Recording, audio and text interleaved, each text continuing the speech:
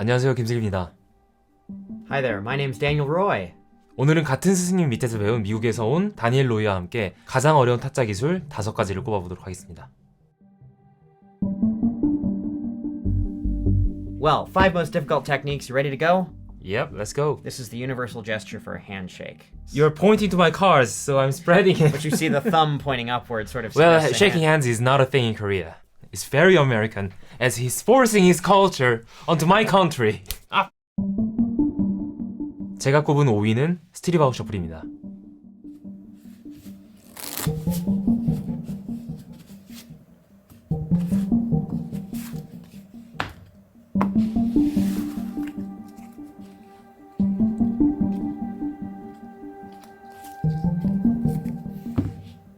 이 기술은 한국에 안에서 에드건이라는 제 친구 말고는 제대로 하는 사람을 본 적이 없습니다.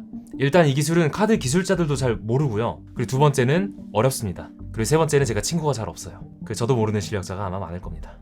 하나만 섞기, 그러니까 카드를 섞는 척하면서 카드의 순서를 원래대로 복구시키는 기술은 정말 많습니다. 하지만 이렇게 스트릿아웃 셔플처럼 보여주려면 원래는 스트리퍼 덱이라는 특수 카드를 사용해야 돼요. 스트릿아웃 셔플은 이 스트리퍼 덱이 하는 일을 손끝의 감각으로만 할 수 있게 해줍니다. Now, for me, the 5th most difficult technique is called a Greek deal.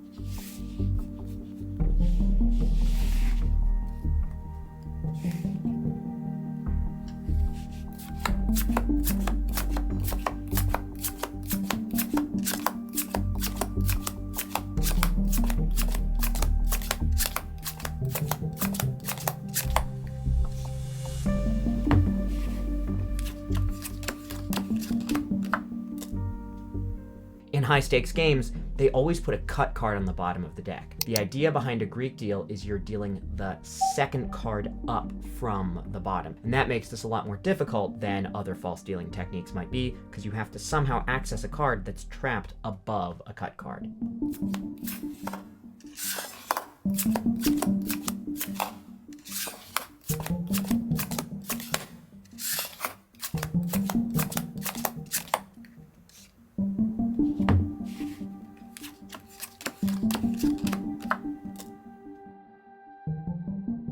제가 꼽은 4위는 퍼펙트 셔플입니다.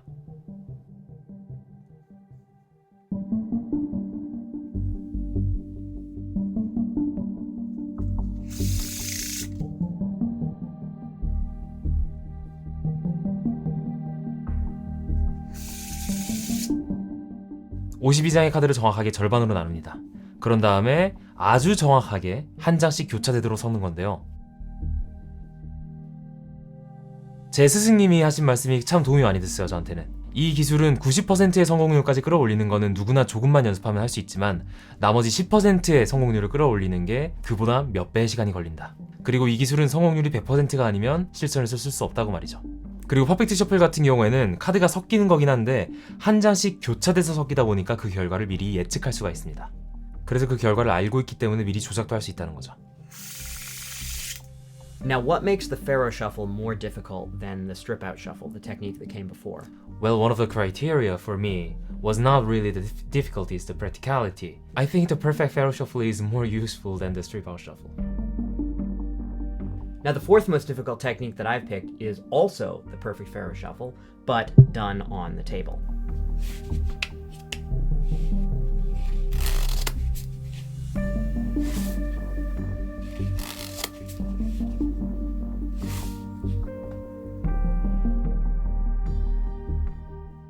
Now, the reason I chose this specific version done on the table is not because I'm trying to one-up Kim by doing something more difficult, although that is part of it.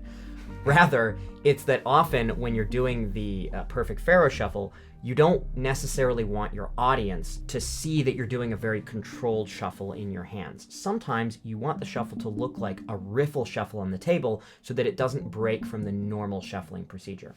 But the basics are the same. You're splitting the deck exactly in half into 2 piles, 26 and 26, and then you're weaving them together on the table every other card. 저는 이 기술을 안 꼽은 이유가 다니엘도 그렇지만 전 세계에 있는 그 누구도 이 기술을 100번 했을 때 100번 다 성공을 시키지 못합니다. I can sometimes get 20 to 30 of them consecutively, but I will eventually miss. 그 다음 3위는 클립 시프트입니다.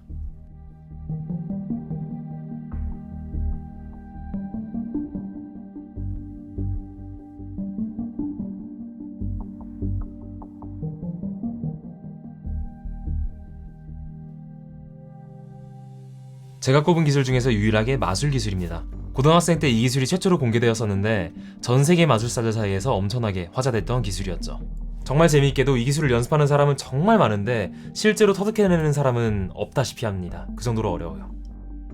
제가 전 세계를 돌아다니면서 이 기술을 제대로 쓰는 사람을 딱 2명 봤는데 그 중에 한 명이 정말 킹받게도 PH입니다.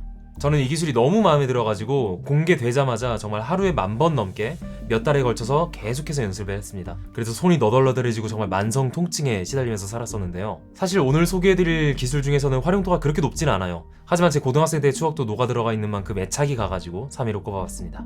Oh, there's actually a slight grammatical error with what you said earlier, which is you said it took me 10,000 times each day. You didn't practice the clip shift 10,000 times a day. I did. Literally 10,000. Literally. More than 10,000 times. I'm confident.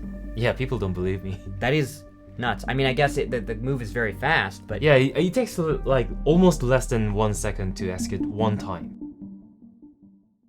Now, the third most difficult technique for me is called the center deal.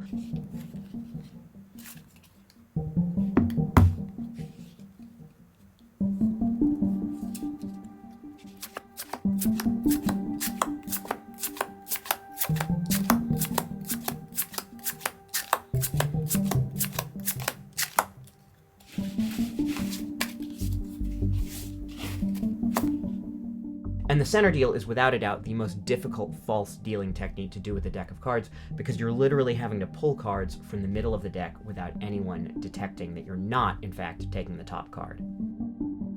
I did not really include the center deal in my list because the only useful thing about the center deal is To basically say, hey, look what I can do. It's a center deal. because every magician knows how difficult this is. But it is a complete waste of thousands and thousands of hours of your life, which I will never get back. Among all the people that I've seen in the entire world, he's the best center dealer. And that tells something about Daniel's social life.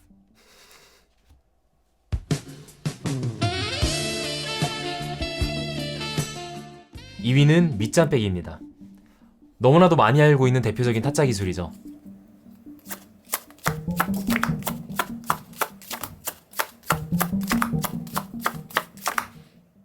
For me, the second most difficult technique is the bottom deal, which is actually easier than the center deal that he just discussed. Kim's guidelines here are about difficulty and practicality, and you are sort of selling yourself short there. The bottom deal is an incredibly difficult move, really just about up there with the Greek deal and the center deal.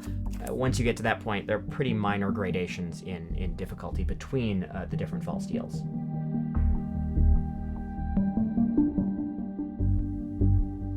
Now, the second most difficult technique that I've chosen for my list is called riffle stacking.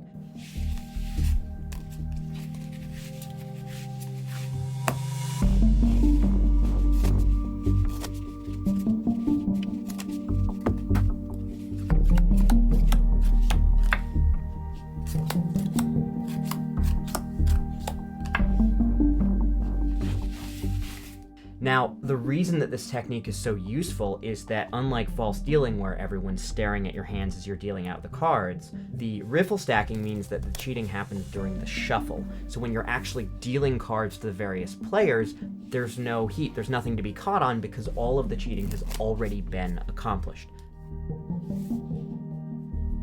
The other thing with riffle stacking is that, unlike with false dealing, where, the worst case scenario is you don't quite get the card all the way out of the deck and it's left sticking, part way out like this and it's super obvious, with riffle stacking, the worst case scenario is you don't interlace the cards properly, and what you do just looks like a riffle shuffle, and oh no, I guess the stack isn't going to work this time around. I'll have to stack the cards again for the next hand.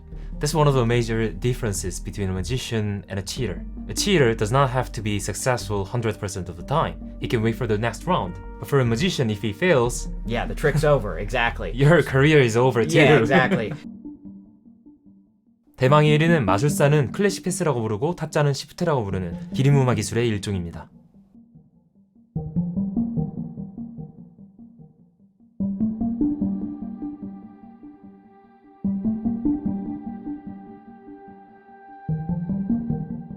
이 기술은 사실 제가 밑잔빼기보다 오랫동안 연습했지만 아직도 만족할 수준만큼 끌어올리지 못한 기술이기도 해요. 상대방의 길이, 그러니까 컷을 했을 때 이걸 없었던 일로 만드는 기술입니다.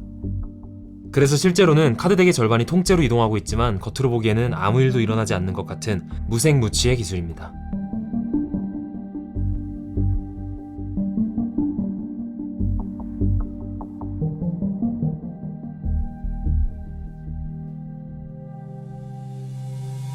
Now, the most difficult technique that I've decided on for my list is something that I'm not going to explain. It's a secret that I think is a little too good to go into, so I'm going to have to leave it a mystery, but I will demonstrate it for you.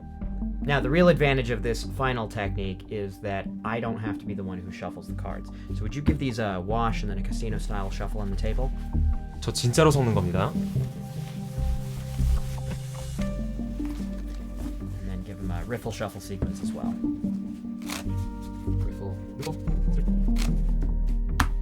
Alright, and I'm going to deal out, let's say, a six-handed game.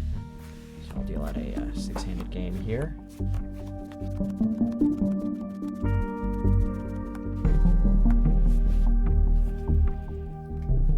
And that's a full house, 3 aces, and 2 kings. That's fantastic. 네, 그래서 이렇게 다니엘 로이와 함께 저희가 생각하는 가장 어려운 카드 기술 5가지를 꼽아봤습니다. 그리고 이번 영상은 PH 채널에서 조회수가 굉장히 잘 나온 영상을 그대로 따라한 겁니다. 하지만 영상은 그거보다 재밌을 거예요. 제 실버 버튼 도둑인 PH를 향한 위대한 승리의 여정은 여러분의 좋아요와 구독으로 시작됩니다. 그럼 다음 영상으로 찾아뵙겠습니다. 안녕. 안녕. 감사합니다. 감사합니다.